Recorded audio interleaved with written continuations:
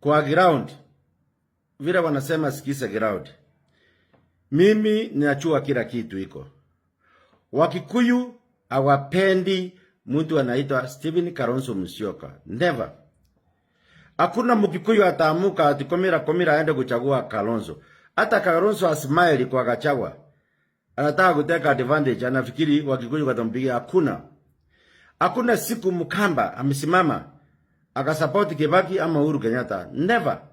Hakuna hata siku moja. Hata wakiitana kazi ni sinini. Hakuna. Ila mtu wa Kikuyu kwa ground na anasema ukweli. Mimi nikiwa mtu ya rais na ndugu yangu Kindiki, Wakikuyu mtu wanataka ni Matiangi. Hakuna mtu mwingine. Period. Mimi nasema ukweli sababu ground iko. Mimi nisemeje Wakikuyu. Wakikuyu wanataka Matiangi, sio Kalonzo. Ladies and gentlemen, the gentleman I've just played this clip, most of you know him as Cosmo Choi. His origins from the Gusii region, married a wife from the Mountain region, and lives in the United States of America. He has been a strong supporter of all these leaders in power. He once supported Raila Amolo Odinga, then later on supported William Ruto. When William Ruto went to the US, he's among the people who actually received him there. Now, Cosmo Choi, he was so famous at a certain time when he literally abused Mama Ngina Kenyatta. Luckily, he came out and apologized to the public and also to the mom herself. Now, Cosmo Choi, most of the time he speaks, I disagree with him because he's actually in support of some of the things that are happening with President William Ruto, and he supports Kithure Kindiki. But now, this time around, I have to admit that I 100% agree with what he's just said. He's saying he's listening to the ground. Probably I feel he's also thinking the same way. Probably I was going to say some things in this video here today. Now, Cosmo Choi is insinuating that the mountain region can support Dr. King Fred Matiangi. And on this particular video here, I want to take you through on the reasons I feel strongly also and agree with him that the mountain can also prefer Dr. King Fred Matiangi as the flag bearer in 2027. That is going to form the basis of this analysis here on this particular video. But before I take you through, if this is the first time you're watching my videos at Mokwa Times, kindly take a second or two to subscribe. And for those who also want to share with me, my number is always here. It can also be used to support the channel for those who want to use the M-Pesa. May God bless you for that. Now, ladies and gentlemen, I also appreciate for those who've been calling me to encourage me and most importantly, to enlighten me further on political matters. That is how I get to learn. Feel free to reach out to me and I'll really be grateful about that. Thank you for those who've been subscribing and following my channel. May God bless you and please keep following. Let me dive into this topic today. Ladies and gentlemen, honestly speaking, the mountain, it's the one that has been determining who wins the presidency in this country. Even when Moi wanted to win for the last time, I think in 1997, they had to destabilize Mount Kenya first for them to retain the power as KANU. In 2002, Mount Kenya said no, overwhelmingly voted for Moi Kibaki. In 2013, they bestowed Uhuru Kenyatta to leadership, despite having issues to do with the ICC. Now, in 2017, despite the opposition and so many problems that occurred within Uhuru Kenyatta's government, the Mount Kenya people said no, let's give Uhuru a chance to correct his mistake and restore this country and create a legacy. Despite the opposition from Raila Amolo Odinga, Kalonzo Musyoka, Musalia Mudavadi, they still managed to bestow Uhuru Kenyatta the leadership of this country. For all those people can remember 10 or 10. Now, against all odds, when President William Ruto came into power, basically we all know that it was as a result of the support of the Mount Kenya votes. Remember, Uhuru Kenyatta was against William Ruto's election. Against his support, against William Ruto becoming the president of this country. But the Mount Kenya people, unique as they are, they don't follow the leaders. They follow themselves, what they decide, what they feel. And they voted for President William Ruto. Now, entirely Mount Kenya has made the decision to take out President William Ruto. And that decision, according to me, leaders have to follow it or perish. And in 2027, they are looking for a different candidate to vote for in the coming general election. Now, Matiangi is among the people who have declared to become presidential candidates and presidents in this country come 2027. And just like any other leader, he also actually depends on Mount Kenya entirely.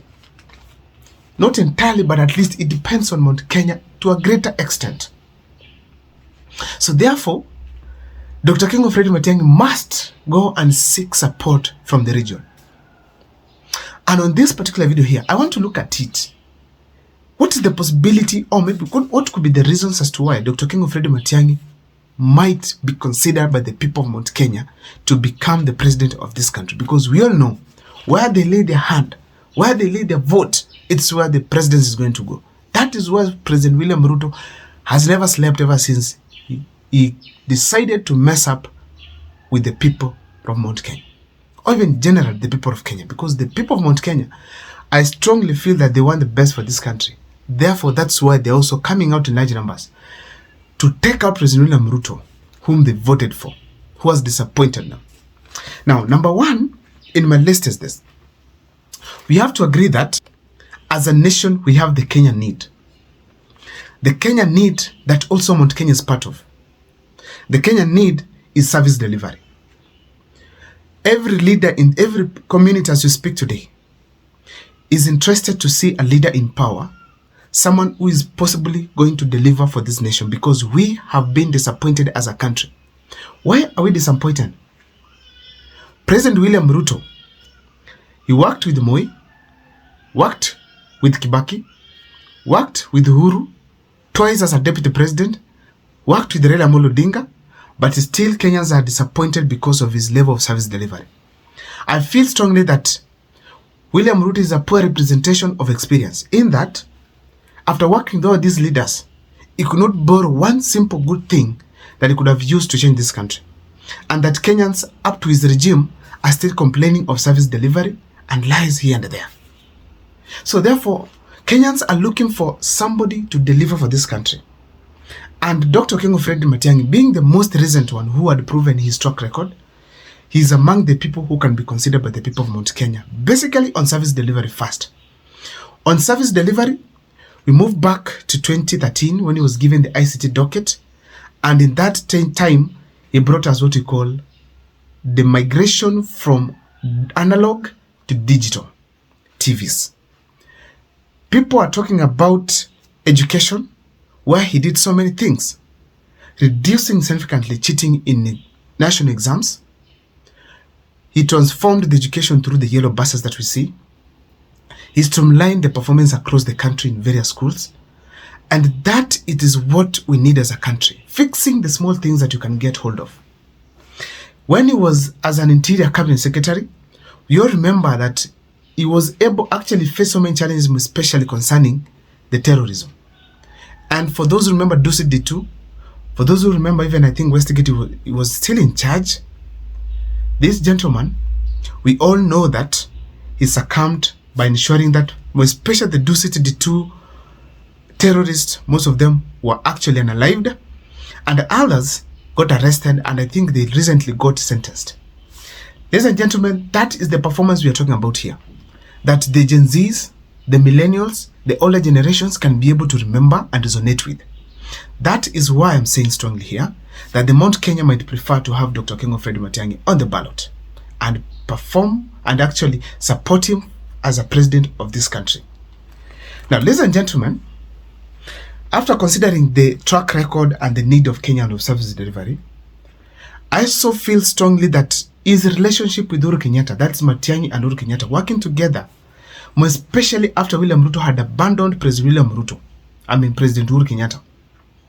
That relationship they had, first, it also gives some confidence to the people of Mount Kenya that at least he helped Uhuru Kenyatta when other people abandoned him, like William Ruto. Secondly, the relationship he created with them, ensuring some of the projects that are done in Mount Kenya were done under his watch.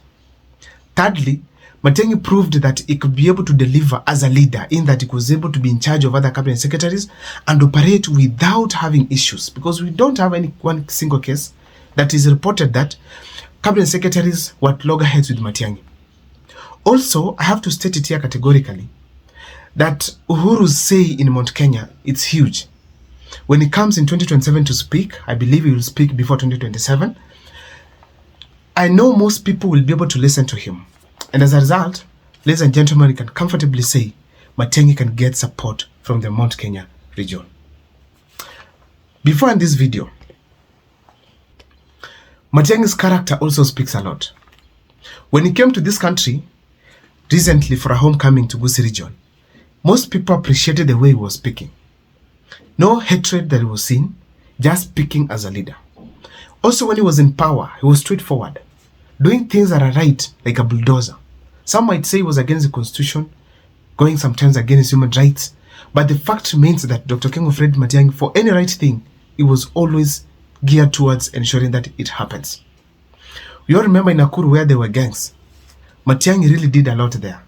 But the fact remains that people had mixed reactions, though Dr. King Fred Matiangi, so long as he was doing the right thing, he maintained his course. That is a leader we need in this country. Someone who ensures the right thing has been done. Now, ladies and gentlemen, another thing that might lead to Matiangi being supported by the Mount Kenya people, and I know probably he must be watching and his people across the country could be watching as well. It is the fact that Dr. King Fred Matiangi is going to make probably the nice choice of the running mate from the Mount Kenya region. If he picks the running mate that the people of Mount Kenya admire, sees a potential president in this country, because once you become the deputy, becoming the president, it's possible. Therefore, ladies and gentlemen, that deputy that is going to choose, be it Gachagua, be it Ndindi Nyoro, be it Wamshomba, it's going to determine at a greater extent on what support he'll get from the Mount Kenya region. Last but not least, the relationship that has been existing between the Gusii region and the mountain, assuming they put aside the fact that they are Bantus or maybe cousins, the relationship that has been there has been immense, which can attract support between the two factions. We also have to remember they have same traits, businessmen across the country. So being a businessman, they have interests that merge somewhere. So therefore, working together as a nation, not just really from tribal aspect, but from these issues I've just mentioned here, there's a likelihood that Matiangi can get support from the mountain region. I don't know what's your take, but you can share with me in the comment section what you think about Matiangi getting support from the mountain region. My name is Abel Mokwa. Thank you so much for watching. See you next time for more videos.